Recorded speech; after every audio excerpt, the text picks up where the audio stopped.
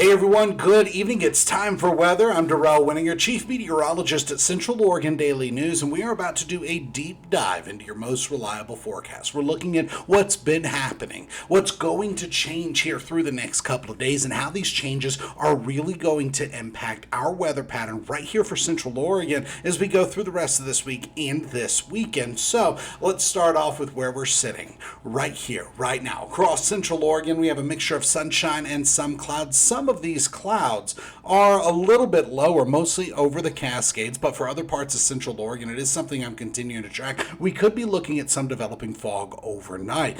So it's something I'm going to be focused on really sharply through the evening lineup. But what that really means for us is with areas of fog possible, some slick roads aren't out of the question. But ultimately, this is because of the broad ridge of high pressure that's set up over the Pacific Northwest. High pressure brings three things most of the time. It brings sunshine, it brings stability, so very little cloud cover and not much in the way of development wise going on, and then it brings subsidence. Subsidence is the atmosphere that just pushing down towards the surface, and that downward momentum does a couple of things. It traps air pollutants close to the surface, and it has the capability of producing a temperature inversion. And if a temperature inversion sets up, that's where we could be looking at some of this fog. But as of right now, we do not see any on any cameras, and we're going to do one better. We're going to look forward through the next 3 days. Our winter storm impact graphic shows limited impacts, mostly in southern Deschutes County, and that's because of a system that rolls through tonight. Outside of that, we are looking at a few more changes. We're coming back to the traffic cameras. Let's look at the Bachelor camera overlooking Tumalo Mountain and Bend on the other side. Looking off in the distance, we do see some thin clouds, mid-level clouds, a little bit of lower level cloud cover looking off to the north. That's one of the reasons why I'm a little concerned about that developing into some fog, but for the most part we haven't seen too much of reduced visibility anywhere on the roadways. That's definitely some good news. Meanwhile, temperatures are chilly for many of us and roads are just dry. So when we even look at the passes, we do have some damp roads, and that's because of a little bit of melting here in the last 24 to 48 hours, where we've had some melting and temperatures drop below freezing in the next couple of hours. A refreeze is expected in some locations, meaning some slick roads are going to be possible. Now, your snow report as of 3 p.m. shows that we lost an inch at both Bachelor and at Hoodoo, putting us just below 40 inches at Bachelor, 39 inches, and 19 inches at Hoodoo. Timberline is still sitting at 2 feet, and Timberline is sitting at 4 feet, 48 inches, pardon me. And Meadows is sitting at 39 inches. See, when you go real fast, sometimes you just blah, but that's all right. Here through the next couple of days, we're not looking at too much in the way of snow, but by this weekend, more mountain snow is expected, specifically once we get further into the weekend. But ultimately, for tonight and tomorrow, Wednesday's powder prognosis shows no new snow tonight, more sunshine by tomorrow afternoon. And remember, if we see some fog tonight, it's not really going to impact it through the passes or at either of these resorts. That's mostly going to be a lower elevation thing, because remember, temperature inversion. A lot of the times when we get these temperature inversion setups, we have bluebird conditions up at the slopes, with the rest of us not so much. So Wednesday at a glance, by 7 a.m. we are looking at some light snow showers, some flurries. It's because of a system that's rolling north from California. By noon, a few sprinkles still lingering over the parts of the high desert, and you can see the very tail end of a weak cold front. By 5 p.m., some clearing. So overall, it's not going to be too active of a day through the day tomorrow, and ultimately air quality is sitting in the green across Central Oregon. But as we go forward, we are looking at some of these changes. Meanwhile, satellite and radar right now shows that there is some in and out cloud cover. A lot of this cloud cover is moving south to north, but it's a low-level cloud cover that could be drifting back in. Meanwhile, to the south of that is a warm front. Now, with a warm front, you got to remember that that's warm air being pushed over cooler air, and that's where we could get that inversion. But there is some precipitation associated with that warm front, and that's where we could be catching a few of those flurries later tonight. Now, enhanced infrared satellite imagery. What we're looking at, let me go back real quick. Let's explain this. So this one is a blend of visible and infrared satellite satellite imagery. Visible is great during the day, but at night you can't really use it because, it's dark. And so we use infrared imagery for satellite. Now, when we take just the infrared imagery and put an enhancement on it that really pulls out those taller clouds, it really helps us paint the picture of what's happening at all levels. And here through the next couple of days, we're tracking one system with a warm front that's rolling in tonight. That whole system fizzles out. Then we turn our attention to what's coming from out over the Pacific Ocean. So right now, high pressure is flattening. There is some mid and upper level cloud cover, but we don't see too much in the way of low cloud cover across central Oregon. And looking at the bigger picture, there is a broad ridge of high pressure out over the Pacific Ocean, and north of that, a very strong low over the Bering Sea north of the Aleutian Islands. Now, when it comes to water vapor imagery, it's not as dry overhead as it was just 24 hours ago, but in some of our lower elevations, we have very dry conditions, and we do not have any precipitation in sight tonight. That's what's going to be changing later on tonight. So here's the first model that I'm going to show you. This forecast model, I'm going to dive into it. We're going to open it up so I can go back and forth. So if you see the time changing differently, it's because I'm actually moving this one back and forth. And what we're seeing here through tonight is some fog developing. And I actually have multiple forecast models layered on the same one, where you see these more dense clouds. These are low-level clouds or fog, lower visibility, and that sets up by 11 o'clock.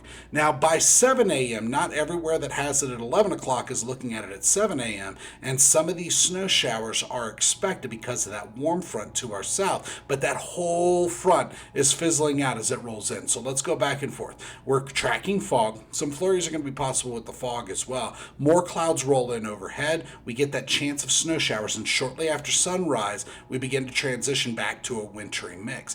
That's the next system. Pretty much in some of the forecast model outcomes, it's a dud, not really impacting us much at all. Others, it puts a little bit of snow on the ground, nothing to get excited about, but still some snow.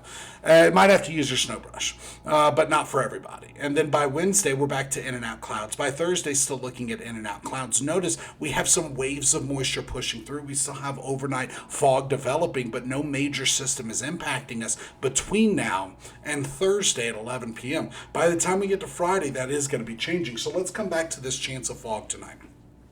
Not only are we really keeping an eye on what's happening out there, but also when we look more specifically at relative humidity, helps paint a picture of just how much moisture is in the air. And as of right now, what we're seeing is moderate numbers for relative humidity. But when we go ahead and look at the one of the forecast models for visibility, it shows that overnight some of that fog sets up, stays with us for parts of the high desert, just not everybody, into 6 a.m. Then it begins to lift up and dissipate. So right now, these moderate relative humidity values aren't promising, but at the same time, that can change really quickly, because as temperatures fall, the distance, the change in the delta T between, or the dew point, the dew point depression, the difference in temperature and dew point drops really quickly. And so it's not that we're pumping more moisture in, it's just that we're getting that temperature closer to where the dew point is. That's where we get saturation, and that's when we're looking at the potential of fog setting up overnight. Now, high temperatures in the last 24 hours, 40s and 50s, this is right on target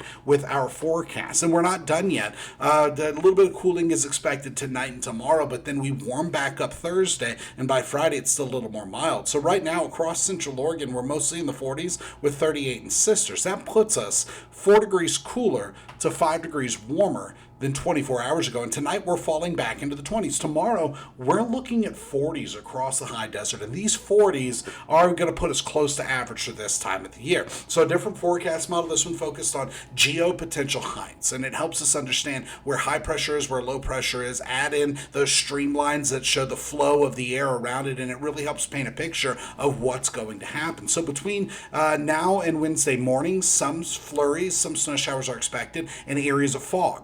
Now, in our higher elevations, we're looking at more sunshine and fog in the lower elevations, but then we start to see some PM clearing. That happens one more time Wednesday night going into Thursday. Then we turn our attention to an active weather pattern that's going to, ensuing active weather pattern, if you will. And that brings in some wintry mix late on Friday. And highs going from 40s with some 30s to the 50s with some 40s. And then by Friday, we're in the 40s with some 50s and 30s. So truly roller coaster temperatures, some precipitation expected between now and Friday, but it's really after Friday that this really takes shape. So we have this potential of freezing fog tonight and tomorrow night. And for some parts of the high desert, it doesn't really clear out much at all. That's where it's going to be chilly. That's where we're looking at 30s, maybe even some 20s. But where we get the clearing, we're back into the 40s.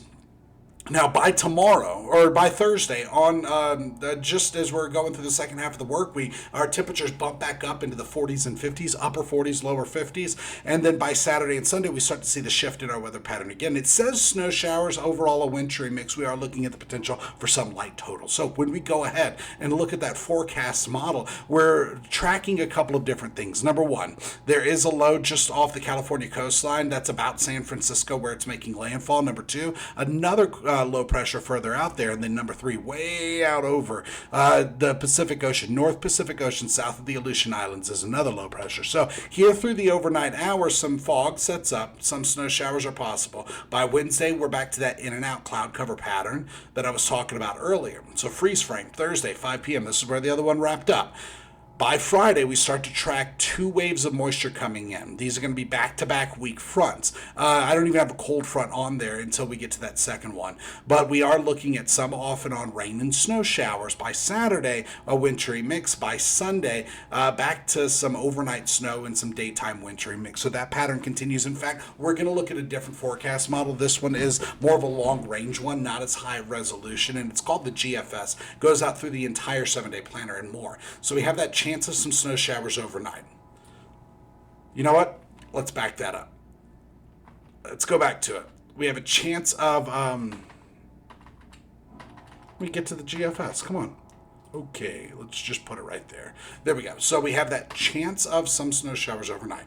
And then through the next couple of days, periods of clearing are definitely expected, but we stay dry. By Saturday, Sunday, and Monday, that's when we're looking at some rain and snow showers. This one actually plays it down quite a bit, and this one shows that it's not until Monday and Tuesday that we really start to see the bulk of that snowfall. So here between now and Friday at 2 p.m., some snow showers, just not a lot, and then we start to get a little bit more in the Cascades, so more mountain snow is expected, and it looks like it could actually put a foot plus on the ground, but in our lower elevations, not much. Some of us don't even get measurable snowfall. Others could get 1 to 4 inches. Now, wind gusts, not too bad at the moment. And actual wind speeds are sitting at a light breeze. So through the day, got a little breezy at times. Not even enough to put breezy on the 7-day planner. But those winds are already starting to come back down. And through the overnight hours, we're looking at a gentle breeze. Wednesday, a light breeze. And by Thursday, still a light breeze. This is why I'm really focused on that potential for some overnight fog. Because with light winds and these cold temperatures, the huge drop in temperatures, it's a perfect setup for that. So for tonight, areas of fog, 20s and some teens. By tomorrow, 40s, a few 30s possible, and here's that 7-day planner. We are looking at some roller coaster temperatures, but by late Friday through Sunday, active weather pattern. We're looking at rain showers, snow showers, winds becoming gusty at times, but not much in the way of totals till you get to the Cascades. Early next week, still hanging on to that chance of some precipitation. So your weather headlines include winter's on autopilot for the next couple of days. Some AM fog is expected, calmer days and cold starts with an active weather pattern by this weekend. As of right now, not too much showing up on radar. It's not going to stay that way. So join us tonight on Central Oregon Daily News. We'll have the latest headlines and your most reliable forecasts. See you then.